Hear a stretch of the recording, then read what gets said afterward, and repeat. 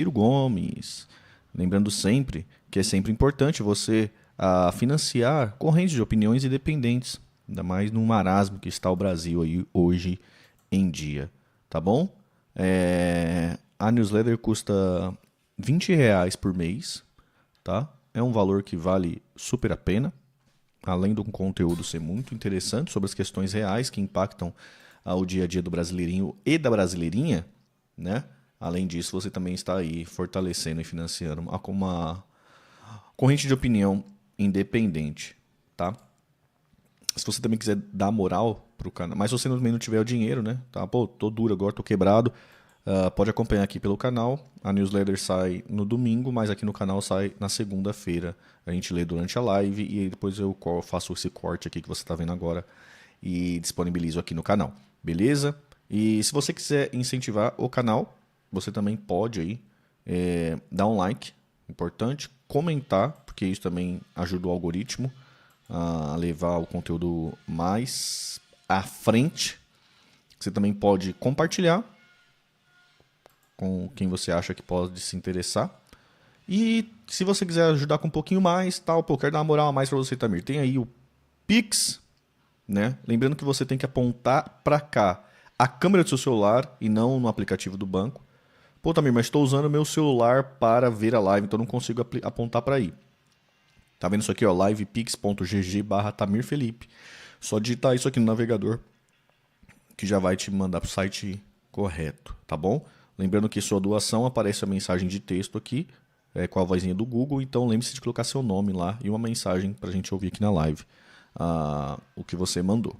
Beleza? Do mais, tamo junto. Pode ser membro também do canal se quiser. Então vamos lá. Brasil Desvendado, por Ciro Gomes. Número 10. Domingo, dia 17 de setembro de 2023. Editorial. Chegamos ao número 10 da nossa newsletter semanal. É um espaço onde vocês, meus caros assinantes, têm encontrado e vão encontrar sempre uma análise independente de fatos da semana. Mas meu compromisso principal é trazer temas tabu que o pesado pacto entre a grande mídia e a fração mais poderosa da nossa elite tenta subtrair da opinião pública, quase sempre com muito êxito. Certa vez, um afamado jornalista da velha guarda me disse que essas graves deformações da mídia mainstream brasileira, que sempre denunciei, seriam muito mais fruto de despreparo do que propriamente de compromisso subalterno com os donos da República. Como se diz? Pois é, quem sabe, pode ser. Causas e motivações à parte, o fato determinante é que uma democracia supõe uma cidadania informada, mas, infelizmente, pelas características absolutamente precárias de formação da nossa população, só se incorpora ao seu acervo de informações aquilo que for repetido, costumo dizer, novelizado em horário nobre da TV, e, pelo inverso, aquilo que é novelizado, ainda que escandalosamente sem consistência, é o que vira verdade entre nós. Triste sinal dos tempos. Claro que não tenho a pretensão, nesse exíguo espaço, de ser uma contraforça eficaz contra esta onda tão poderosa. Mas a pretensão, por modesta que seja, não deve ser pouco ambiciosa. Precisamos criar uma forte corrente de opinião capaz de, tão cedo quanto possível, mas antes tarde do que nunca, dar base a uma mudança radical, relativo à raiz, nos rumos do Brasil. Radical, ele fala, relativo à raiz. Boa. Lendo os números das pesquisas recentes que sondaram o humor dos brasileiros, dá para ver com clareza que o tom dominante é de tristeza e descrença das maiorias com o futuro do país. Pudera. Afinal, tudo parece mudar entre nós para que tudo fique como está. Renovo aqui, neste espaço que pertence aos brasileiros livres, aquilo que tento dizer desde sempre. No caso do Brasil, o pessimismo é uma força negativa que só sobrevive quando desconhecemos nossos extraordinários potenciais. Nenhum país do mundo periférico tem as potencialidades, como nós, de consolidar uma civilização com traços de originalidade únicos no planeta. Nenhum deles junta uma base física, solo, subsolo, água, clima, onde abundam riquezas naturais das maiores do mundo, com um esplêndido elemento humano diverso, mestiço, cultural e religiosamente sincrético. Tudo isso a despeito de gravíssimos problemas. em todas essas áreas, e que jamais serão resolvidos pela hiperfragmentação defendida por um identitarismo vesgo, importado e fortemente financiado pelos Estados Unidos, tampouco com o otimismo cego e manipulador da propaganda oficial. O atual governo gastou até aqui, com propaganda, apenas em 8 meses, mais dinheiro público do que a Índia gastou para colocar uma sonda pioneira no Polo Sul da Lua. Palavras duras, hein? Palavras duras, hein? E o destinatário desta montanha de dinheiro é substantivamente a mídia mainstream.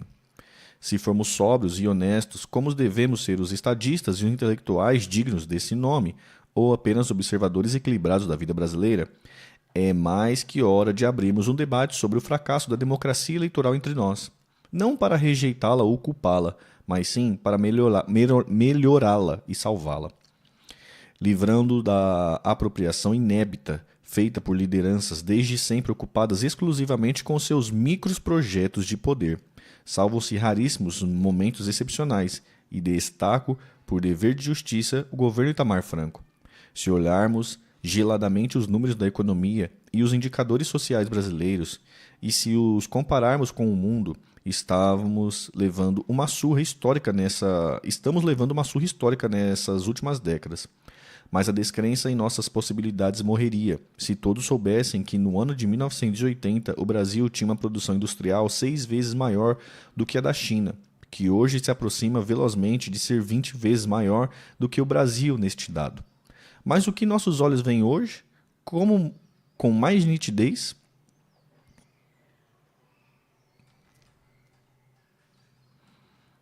vemos que os trabalhadores brasileiros, desorientados pelo atual peleguismo de quase todas as centrais sindicais, recebem o menor salário mínimo das Américas. Só ganhamos do trágico regime venezuelano defendido pelos que nos governam. Vemos que os desalentados, aqueles que desistiram de procurar emprego, as vítimas do desemprego aberto e os presos pela informalidade já são a maioria da nossa força de trabalho. E não canso de enxergar que, além da semi-escravidão de hoje, estamos mandando para a velhice, no futuro, mais de 50 milhões de brasileiros sem qualquer cobertura previdenciária. Coloquemos os olhos em outro cenário preocupante. A nova economia do conhecimento se assenta em 2 pilares: na indústria diversificada, base para serviços qualificados, e uma alta capacitação educacional, científica e tecnológica. Entre nós, o desastre está acontecendo nas 2 pontas. O Brasil experimenta o mais devastador processo de fechamento de indústrias da história do capitalismo mundial, e o desempenho frágil, para dizer o mínimo, de nossas crianças e adolescentes nos testes internacionais de proficiência é uma denúncia contundente da irresponsabilidade criminosa de nossos governantes.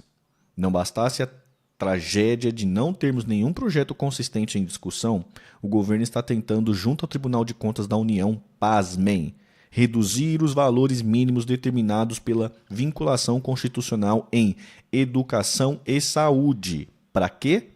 Simplesmente para reservar mais dinheiro para o rentismo. É honesta e justa a lembrança de que estamos no 5º governo do PT e sobre seu único líder, Lula, antes dele, Collor e Fernando Henrique, por causa dele, Dilma e Michel Temer. Antes dele, Collor e Fernando Henrique. Por causa dele, Dilma e Michel Temer. É razoável que se compare a retórica lulopetista com a entrega? Ou todos acreditam que o preço da picanha caiu por causa do Lula? O que isso e que isto é o que nos resta além de transformar políticas sociais compensatórias, bolsa isso, bolsa aquilo, em fim e destino em si mesmo? O traço de coerência desse esforço sustentado por vocês, meus caros assinantes, é a tentativa sistemática de olhar o problema como ele verdadeiramente é. Nosso problema básico é a insistência no erro de um modelo econômico e de modelo de governança política equivocados e falidos. Apesar da retórica que chegou ao extremo de ódios e paixões burros, todos os governantes brasileiros, de Collor para cá, têm praticado o mesmo modelo. No fundo, um neoliberalismo mofado e, na prática diária, uma rendição covarde de nossos governantes aos ditames da agiotagem oficial. Ela que transformou o Estado brasileiro em uma poderosa máquina de transferência de dinheiro, de quem produz e trabalha para 110 mil famílias que vivem da agiotagem e que ainda por cima não pagam impostos. Esta é a cruel realidade do nosso sofrido Brasil, hoje transformado no maior paraíso fiscal dos super ricos do mundo. E na política, me digam, pelo amor de Deus, qual é a diferença nas práticas de clientelismo, fisiologismo e corrupção de todos esses governos? Sem pestanejar, posso lhe dizer que os efeitos Collor caçado, Fernando Henrique Coveiro do PSDB, que nunca mais depois dele ganhou uma eleição, Lula preso, Dilma caçada, Temer preso. Repetir as causas só não dará nos mesmos efeitos se as leis da física tiverem sido revogadas. Quem sabe isso seja possível num país em que uma pessoa de cada 5 acredita que a Terra é plana, ou que, nas primeiras eleições depois da ditadura, tendo Ulisses Guimarães, Aureliano Chaves, Mário Covas e Leonel Brizola, optaram por Collor, por medo do então espantalho Lula. Assim vamos enterrando uma grande nação. Manipulados pelo sistema, somos levados a uma polarização retórica para que tudo mude e tudo fique como está.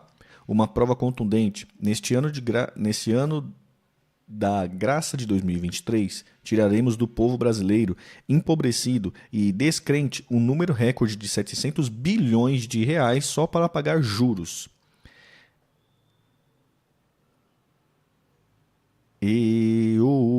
Vida de gado, povo marcado e povo feliz. Meteu um Zé Ramalho aqui, ó. Tomar uma água. Eu também sou filho de Deus. Duro, hein? Esse editorial foi duro, não foi não?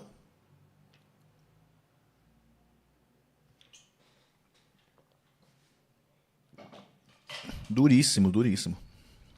BNDES e política industrial. Uma ilha altera a informação de que o Ministério do Desenvolvimento, Indústria, Comércio e Serviços, ocupado pelo vice-presidente Geraldo Alckmin, estaria em articulação com o BNDES, a ele vinculado e dirigido pelo ex-ministro Aloysio Mercadante, construindo uma política industrial para o Brasil. Tomei o telefone e liguei para Mercadante para perguntar se a boa notícia tinha fundamento. Tinha.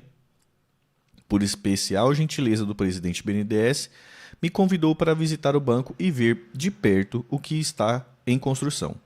Penso que, para além de um crítico independente das coisas do Brasil e de seus governos, devo dar valor e estimular boas iniciativas, caso haja. Quem sempre foi adepto do quanto pior melhor foi o lulopetismo, não eu. Esclarecida a questão protocolar, aceitei de bom grado o convite e fui à sede do banco na região central do Rio de Janeiro. Mercadante reuniu a diretoria do banco, inclusive com o presidente da Associação dos Servidores, a AFBNDES, que sempre teve uma conduta corajosa, não só em defesa do banco, mas do Brasil. Em resumo, gostei muito do que eu vi nessa reunião e quero resumir aqui como uma potencial excelente novidade.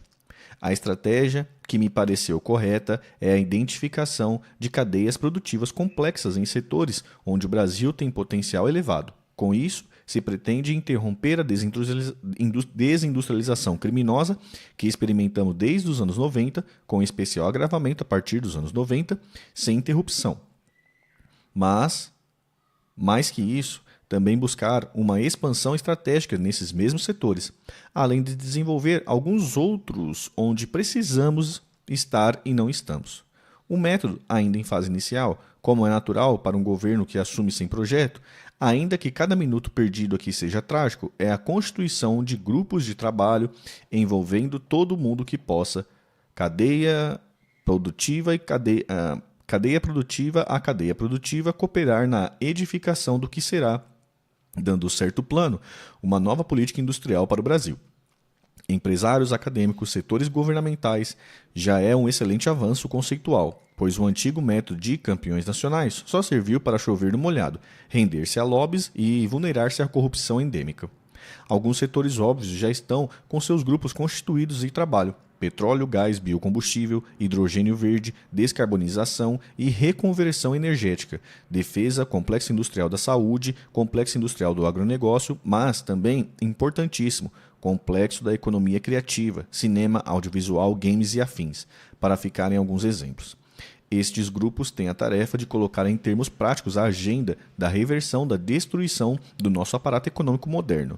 Não é tarefa simples, nem fácil, além de representar, no concreto, um embate ideológico para lá de complexo, para fora e para dentro do próprio governo. Pontuei isso quando me pediram para falar.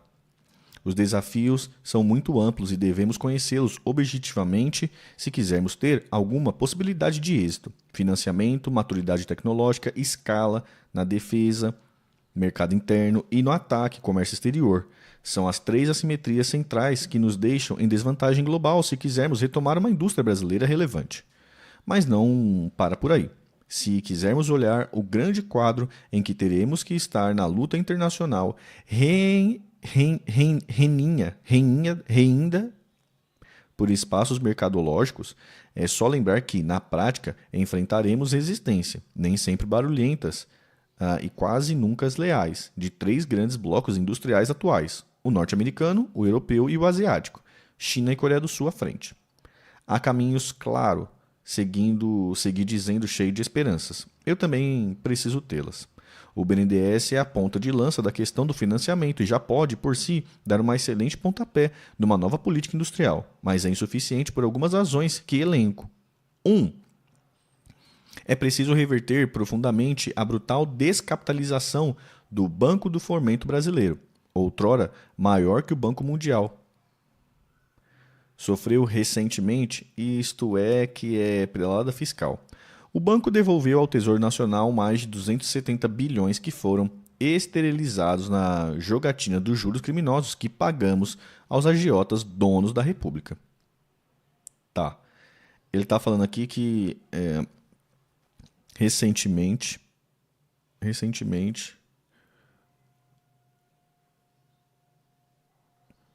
o BNDES devolveu aí aos cofres públicos, né? Devolveu aos cofres públicos 270 bilhões de reais. Mais ou menos o seguinte, como o Estado brasileiro é o dono do banco BNDES, aí foi lá, como o dono falou assim, preciso sacar aqui os lucros, tal, coisa e tal. Preciso sacar uma grana aqui para mim, né? Para mim, que eu tô falando, é o Estado brasileiro. Ele foi lá e tirou 270 bilhões lá do cofre do banco. O Ciro tá falando que o governo tem que devolver isso aí, né, pro banco. 2. O BNDES precisa obter inovações institucionais para praticar com volume relevante os produtos financeiros da economia da inovação, começando, brinco, pelo desenvolvimento de expressões em bom português brasileiro, tais como seed money, venture capital, angel money. São recursos que se associam a empreendimentos inovadores sem ser empréstimo, contra garantias e remunerados pelos juros brasileiros, consistentemente maiores. Há quase 3 décadas que a rentabilidade média do negócio da economia real. E isso nos remete a uma pergunta central. Será possível uma política industrial consistente dentro de um modelo econômico como o nosso? Tá.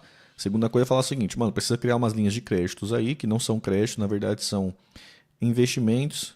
Seed money não sei o que é. Venture capital é um capital de aventura, né? Alguma ideia muito inovadora, coisa e tal. O banco, essa ideia é legal, coisa e tal. Quero financiar esse bagulho aí. Quero ser meio que sócio disso aí. Toque o dinheiro pra você fazer essa ideia, que essa ideia, se der certo, vai rolar muito. Angel Money é dinheiro de anjo, né? Investidor anjo.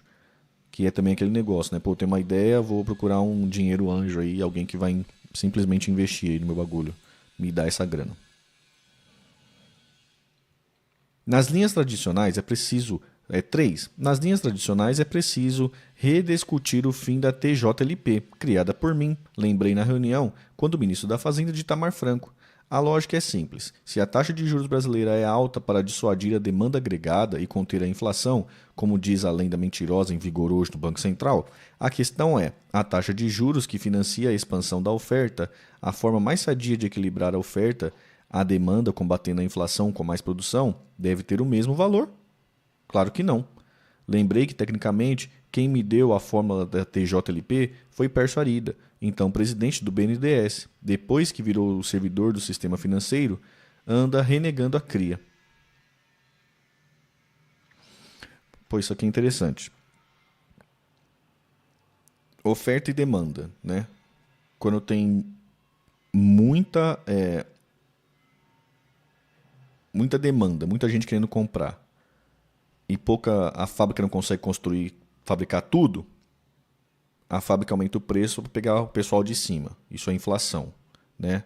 Aí o Banco Central taxa com juros para essas pessoas perderem um pouco de poder de compra e equilibrar a demanda com a oferta. Beleza, isso é a lógica agora.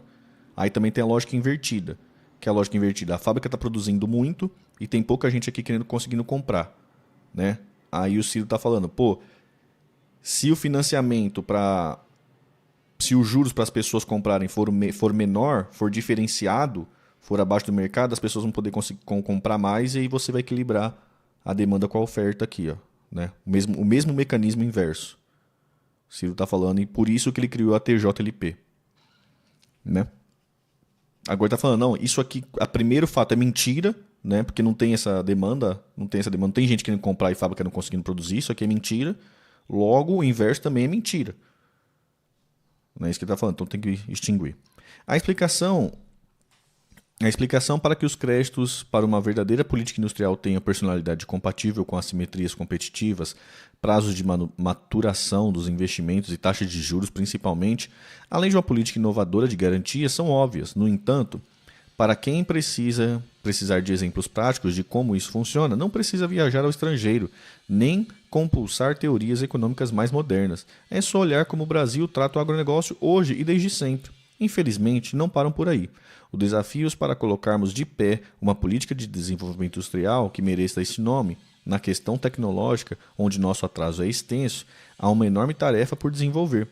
Para começar a mudar isso, é urgente a modernização e moralização do INPI, Instituto Nacional de Propriedade Industrial, onde patentes estrangeiras vencidas são renovadas à mera alteração cosmética, obrigando o país a uma conta de bilhões de dólares. Também devemos rever fraudes contábeis legalizadas a partir da mais entreguista das legislações de propriedade intelectual do mundo, posta em vigor por Fernando Henrique Cardoso e mantidas nos 5 governos do PT.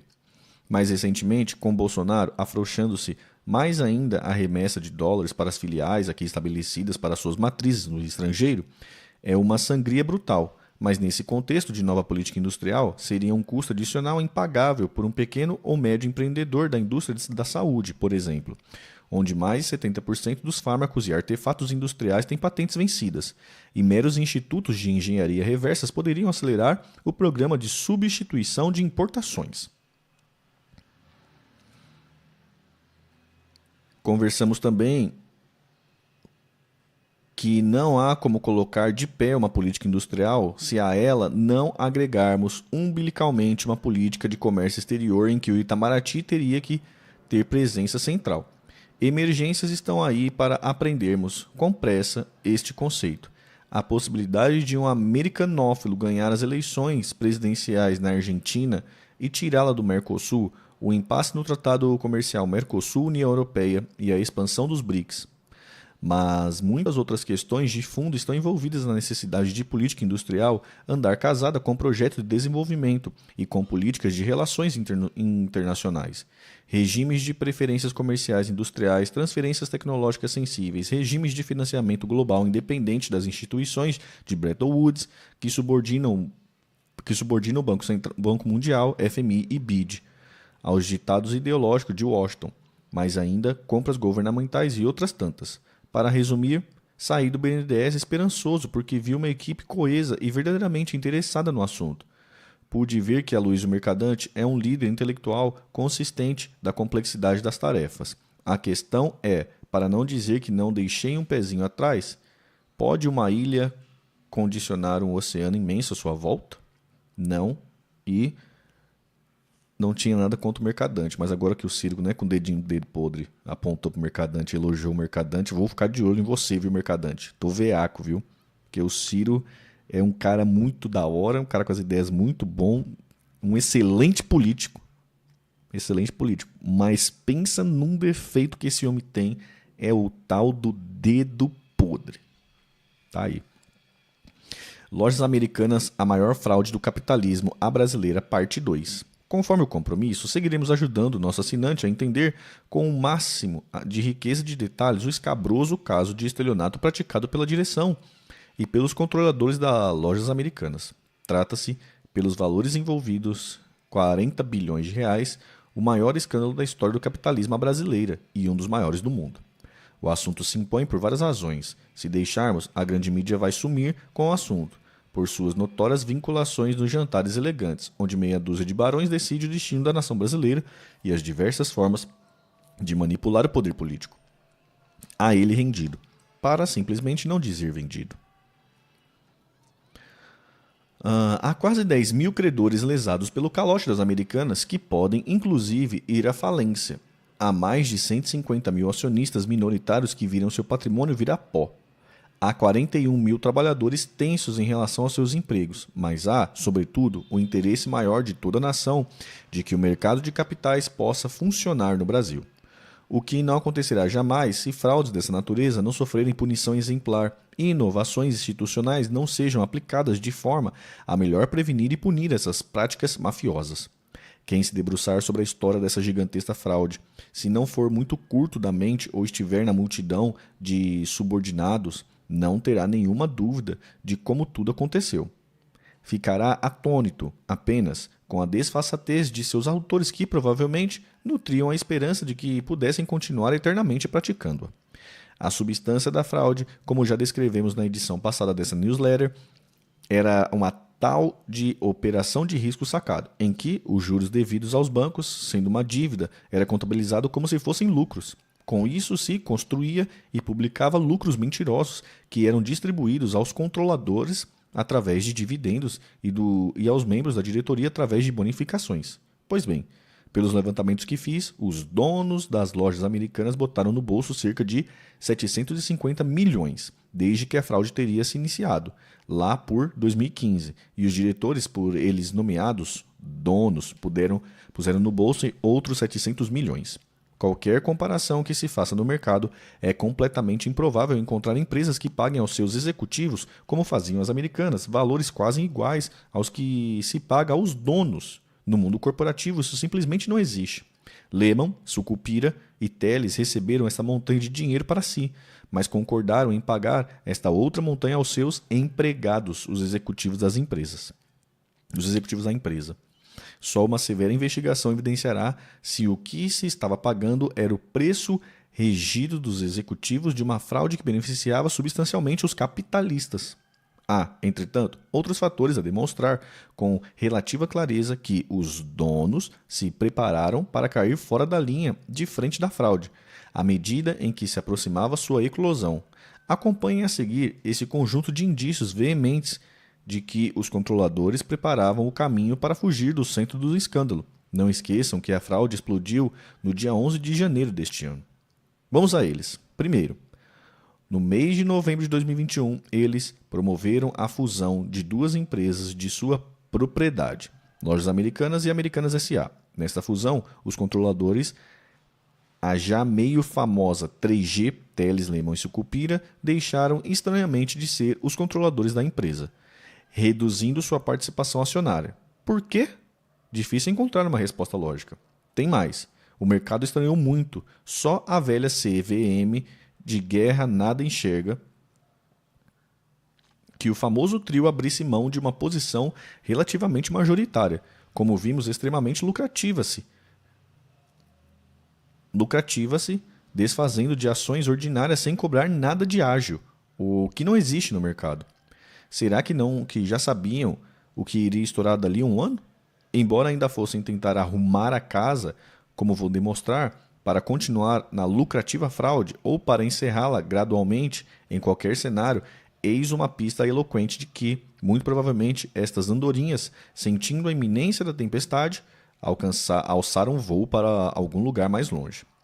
Segundo, desta data em diante, os donos das Americanas, agora fundidas numa só empresa, passaram a vender imensas quantidades de ações, saindo de 60,8% das ações ordinárias para menos de 40%. Por que fizeram isso se elas eram tão lucrativas? Quando começaram a vender as ações, elas valiam mais de R$ 31 por unidade. Lembro que, arrebentando o escândalo, passaram a valer menos de R$ 2 a unidade. Adivinharam por milagre a implosão ou já sabiam como tudo iria acontecer? Terceiro, Nesta mesma época, Lehman e Teles pediram demissão do conselho de administração da nova e lucrativa empresa que lideraram no processo de fusão. Por quê? Criaram um novo status para si, o de acionistas de referência, como Sicupira, com Sicupira à frente, até o fim. Sabem qual é a diferença? Responsabilidade civil e penal que há para membros formais do conselho de administração e não há para o tal acionista de referência.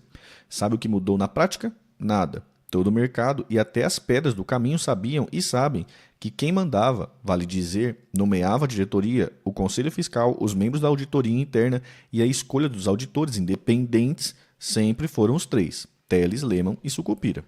Quarto, nos levantamentos que fiz, Miguel Gutierrez, o CEO das Americanas na iminência da explosão, é claramente um dos responsáveis pelas monstruosas fraudes. Lendo-se as atas do Conselho de Administração, vai-se ver, sem margem para qualquer dúvida, que ele foi nomeado pelos três sócios de referência, já mencionados aqui e quase nunca citados na grande mídia. Sabe-se também que as reuniões do Conselho de Administração das Lojas Americanas eram presididas por Beto Sucupira. Hoje tem um rolo novo na mídia. Um dos grandes na fila de enganados pelos três é o Bradesco. Por alguma razão, o cala a boca, que se espalhou pelos outros grandões, parou momentaneamente de funcionar com o Bradesco, que entrou com uma ação judicial a mais contra as lojas americanas e está sendo acusado pelos três de estar conluiando com o tal Gutierrez. Este, por sua vez, fugiu para a Espanha, onde goza de cidadania, mas de lá enviou documentos à Justiça de São Paulo e para a já controlada, aparentemente, CPI do Congresso Nacional, que não deixa dúvida. Diz que todas as aspas, tornei-me um bode expiatório a ser sacrificado em nome da proteção de figuras notórias e poderosas do capitalismo brasileiro, fecha aspas. Disse mais também, abre aspas, as vendas das Americanas eram monitoradas diariamente por Sicupira e Eduardo Sargiório, presidente do Conselho das Americanas e sócio sócio da LTS Investimentos, que é um family office dos três. E o fio desencapado segue falando. Abre aspas. Vale ressaltar que os membros do Comitê de Auditoria e do Comitê Financeiro, bem como os do Conselho Fiscal, foram nomeados ou sempre validados por Sicupira. Além disso, o Conselho de Administração também era responsável por autorizar mudanças nas políticas contábeis da empresa. Fecha aspas. As Americanas negam tudo. Está bem por hoje. Cenas dos próximos capítulos demonstrarão que o Banco Central mantinha registros no SCR, Sistema de Informação de Crédito, que mostram com toda clareza a enorme fraude praticada por quase uma década no balanço fajuto e que, pelo menos 2 bancos, Itaú e Santander, falsificaram relatórios de dívidas das Americanas nessa modalidade de risco sacado, usando como base para a fraude. Usados como base para a fraude. Caraca, tá bombando, hein? Pô, tá legal essa história aí, essa novelinha eu tô gostando, hein? Deixa eu mijar rapidinho, mano, 1 minuto.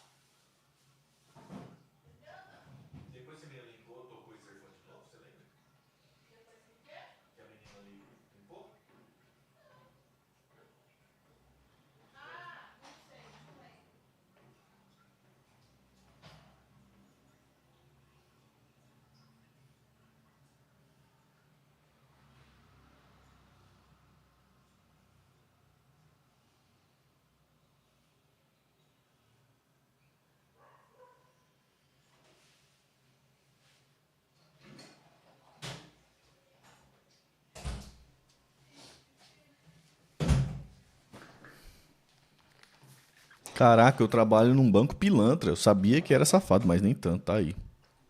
60 likes aí, fala deles aí, ó. 60 likes é good, hein? Vamos lá então?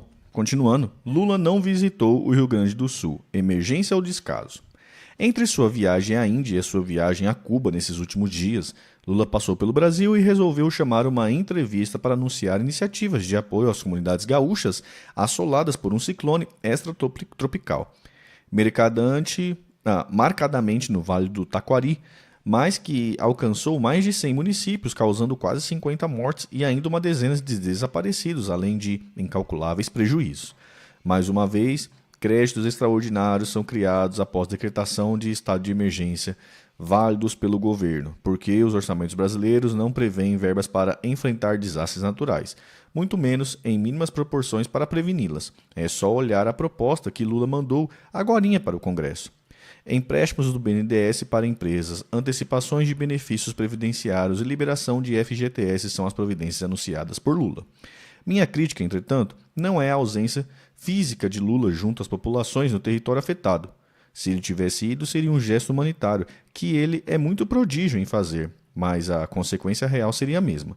Falta ao Brasil uma política de prevenção de desastres e calamidades, além de uma política federal articulada de defesa civil. Já fui ministro de Integração Nacional, ministério ao qual estava vinculada a Defesa Civil. Na época, propus a criação do Sistema Nacional de Defesa Civil, através do empoderamento institucional não só da quase inextinta Defesa Civil Nacional, mas da sua articulação, equipamento, capacitação, expansão e recurso bastante para ser literalmente urgente mister. Propus também e iniciei pelas encostas da Serra do Mar, em São Paulo, Serra de Petrópolis, no Rio, e encostas de Recife e Salvador, o mapeamento de todas as áreas de riscos do país, base para uma política continuada de prevenção de desastres através da estabilização dessas áreas, ou da remoção cuidadosa e respeitosa das populações que ali estão, porque, esmagadas pela miséria, se estabelecem onde podem. Tudo isso foi parar em alguma prateleira da burocracia brasileira e da absoluta falta de qualquer projeto estratégico que enfrente nossos verdadeiros problemas, todas elas a exigir planejamento, orçamento adequado, projetos e continuidade. O que é pedir demais para governos que se sucedem sem qualquer projeto, a não ser o seu projeto continuista de poder eterno? Não me cansarei de lembrar que estamos no 5º governo do PT e do Lula. Com as mudanças climáticas em franca ebulição, todo ano contaremos com mortes que começarão a subir de dezenas para centenas e, logo, milhares, se não dermos um basta a tanta imprevidência. Queremos mesmo uma nova ordem internacional? Para quem serve o Tribunal Penal Internacional? Os improvisos do nosso presidente estão dando uma grande canseira em seus mais preparados ministros. Outro dia foi o grande Silvio Almeida, ministro dos Direitos Humanos e da Cidadania, quem foi chamado a traduzir a bobagem inominável de Lula em agradecer os 350 anos de escravidão pelo progresso do Brasil. Agora é o grande Flávio Dino. Sim, há alguns excelentes ministros colega do ministro Fufuca, na esplanada dos ministérios. Quem faz o closed caption, aquelas legendas automáticas que as boas TVs têm para traduzir os diálogos aos surdos, para explicar a bobagem que Lula impensadamente falou sobre a questão do Tribunal Penal Internacional. Criado pelo chamado Estatuto de Roma, esse tribunal foi criado para julgar pessoas acusadas de genocídio, crime contra a humanidade, crime de agressão e crimes de guerra. São membros e reconhecem esse tribunal 120 países. Hoje é presidido por um nigeriano, Chile Eboy Osuji. A sua sede é em Haia. O Brasil ratificou sua participação nesse tribunal em 2002, no governo de Fernando Henrique Cardoso, como é tratado internacional homologado pelo Congresso Nacional. Só uma emenda à Constituição seria eficaz para retirar o Brasil do tribunal. Lula começa nesse assunto dizendo uma blague que nunca poderia dizer, muito menos cumprir. Convidou Putin para vir ao Brasil, garantindo que aqui ele não seria preso em virtude de um mandato de prisão expedido pelo Tribunal Penal, por alegar crimes de guerra. Lula não tem essa autoridade, alguém disse a ele e a conversa mudou. Dobrando a aposta de falsa arrogância, Lula alegou que não conhecia esse tribunal, nem de ouvir falar. Nós representamos contra o genocídio promovido por Bolsonaro no caso da Covid e no caso dos Yanomamis. Muitos petistas graduados assinaram, e que iria estudar a retirada do Brasil desse tribunal, já que a Rússia e os Estados Unidos não fazem parte do mesmo. De bobo não tem nada, nosso Flávio Dino, e aqui viu um argumento correto para defender o chefe mal interpretado. É fato que os norte-americanos, por exemplo, que praticam toda sorte de condutas criminosas mundo afora, em sua vocação bélica sem igual, e que seguem mantendo uma prisão fora de sua própria jurisdição, em Guantánamo,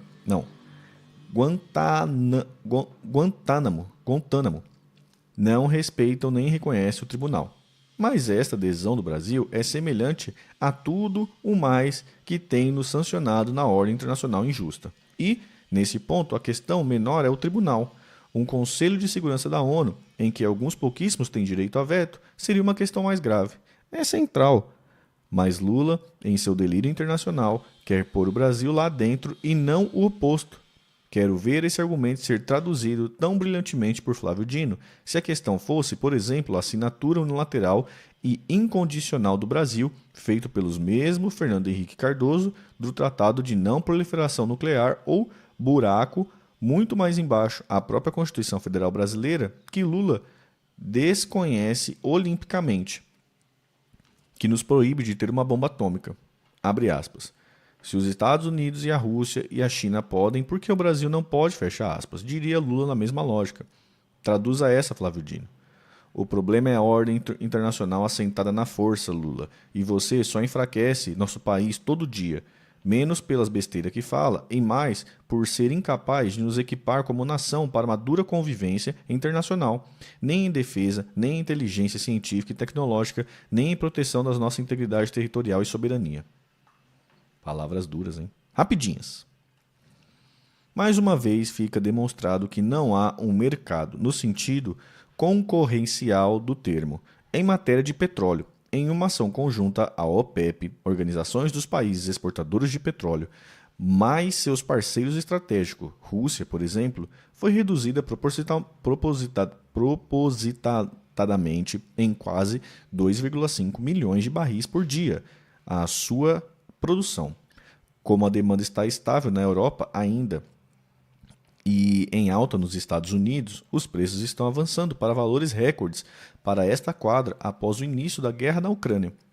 O tipo Brent bateu em $92 o barril. Se a Petrobras continuar a fazer o que vem fazendo no governo Lula, vem mais aumento já por aí dos derivados. Já tomamos uma grande pancada recentemente e esta pancada ainda não foi apanhada pelos índices de inflação, mas será pelos próximos. Nos Estados Unidos é automático porque eles não têm uma estatal e são muito dependentes de petróleo importado. Isso quer dizer pressão inflacionária que talvez reverta a validação do Fed, o banco central deles, de promover mais um aumento nos seus juros e que, para nós, a turbulência é turbulência. Contra a palavra solenemente empenhada de Lula, a Petrobras, durante todos esses meses, praticou preços iguais ou maiores que a famigerada política de preço de paridade internacional, a PPI. 2. Estou examinando com muito cuidado e muita responsabilidade esse assunto da compra superfaturada de coletes por parte dos interventores da segurança do Rio de Janeiro, sobre a responsabilidade central do general Braga Neto, alta liderança bolsonarista nas Forças Armadas. É assunto muito maior e mais grave do que uma propina de algo ao redor de 4,5 milhões de reais. Esse é o valor flagrado pelos tribunais de contas que levou à anulação da negociata. A quantidade de oficiais superiores e de generais do Exército Brasileiro envolvida na trama é para além de constrangedora. Mas o mais grave aqui é que parece haver uma conexão Haiti entre as figuras envolvidas. Quem descobriu a quadrilha e apontou a Polícia Federal Brasileira foi o FBI norte-americano. E os civis mais notórios envolvidos estão ligados, pasmem, o chocante episódio do tráfico de cocaína no avião presidencial e, barra pesada, ao assassinato do presidente do Haiti. Eita. 3. Do jeito que as coisas vão, na Vibraz chego à conclusão de que não resta outra saída para o Brasil, senão estatizá-la. Deixar que quebre e sucateada Deixar que quebre e, sucateada, entregá-la a picaretas internacionais seria crime de lesa pátria. Para quem não sabe, o rudimento de indústrias de defesa de algumas sofisticações tecnológicas que temos, financiada historicamente por nossas forças armadas com dinheiro público, vale ser redundante, é ela, a Vibraz. É isso, hein? Pô, bom pra caramba hoje, hein? Entregou e entregou, hein? Pô, foi bem bom, hein? Ou foi bem bom essa, hein, mano? Essa, sem dúvida, foi a melhor até hoje, hein? É isso, pessoal. Quem estiver vendo esse corte, não se esqueça. Curta, compartilha, comenta, dá uma moral. Fala, fala, fala, fala, fala, fala. Beleza? Pô, gostei demais, hein? Gostei, mas eu não gostei foi muito, não foi pouco, não.